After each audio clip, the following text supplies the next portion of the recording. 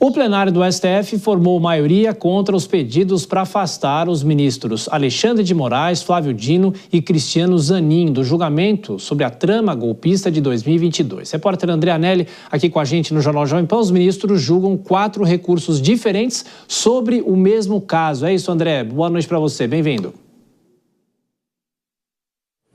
É isso mesmo, Tiago. Muito boa noite a você também e a todos aqui no Jornal Jovem Pan.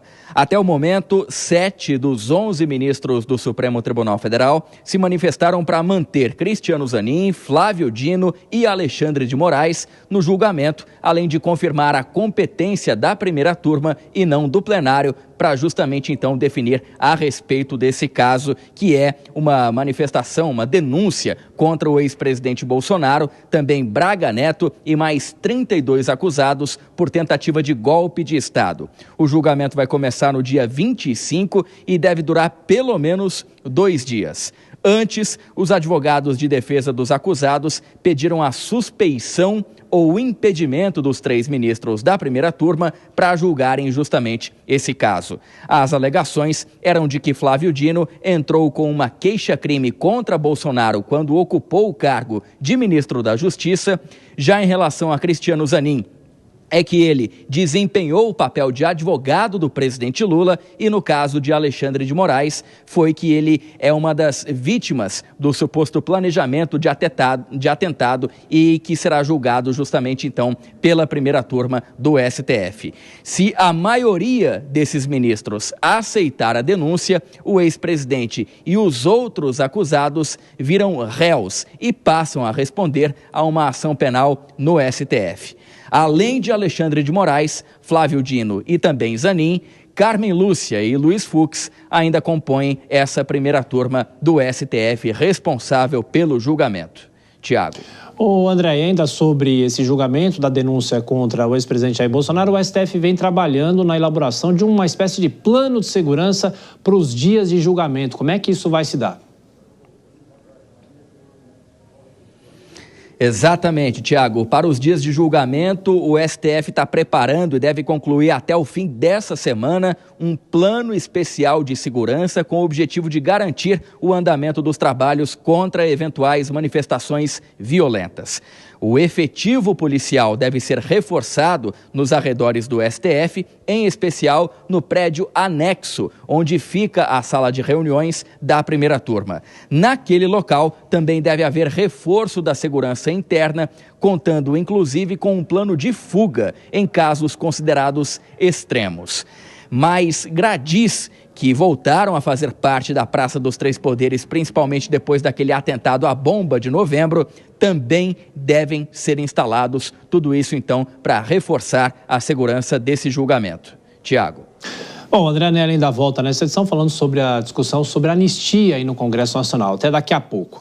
O ministro Alexandre de Moraes, do Supremo Tribunal Federal, liberou para o julgamento a denúncia contra o Núcleo 2, grupo investigado pela tentativa de golpe de Estado e pelos atos antidemocráticos de 8 de janeiro de 2023. Repórter Aline Beckett. O grupo é formado por ex-integrantes da Polícia Rodoviária Federal e ex-assessores do ex-presidente Jair Bolsonaro, acusados de gerenciar ações para sustentar a permanência ilegítima do ex-presidente no poder.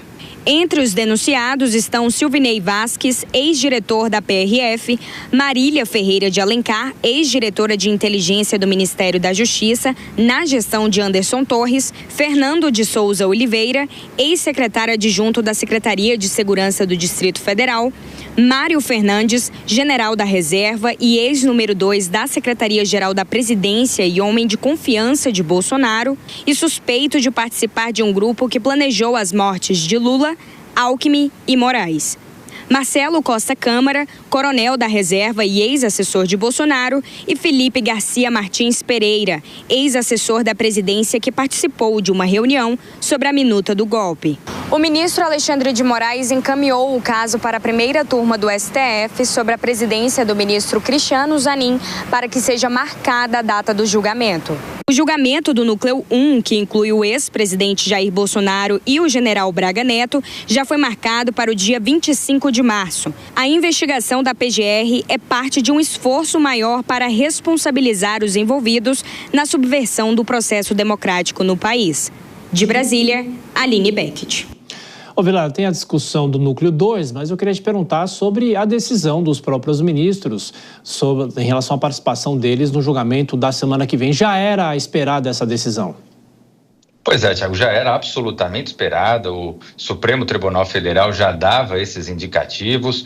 Em alguns casos, como no caso referente ao ministro Zanin e ao ministro Flávio Dino, seria até evidenciado. Qualquer decisão em contrário poderia colocar em xeque a participação desses dois ministros em diversos outros casos, haja vista que diversos temas ligados a interesses do governo chegam na casa. E o fato de terem a indicação do presidente Lula poderia gerar esse tipo de situação. Então, eu vejo que nesse ponto, ela é a medida que se esperava por parte do Supremo, no sentido de demonstrar que o Supremo Tribunal Federal, ele foge de qualquer outra influência, por mais que tenha havido as indicações políticas ou qualquer tipo de relação política e relações até com o caso em questão, mas de que essas relações não vão influenciar de qualquer forma o julgamento e que, portanto, não haveria que se falar no impedimento de qualquer um dos magistrados.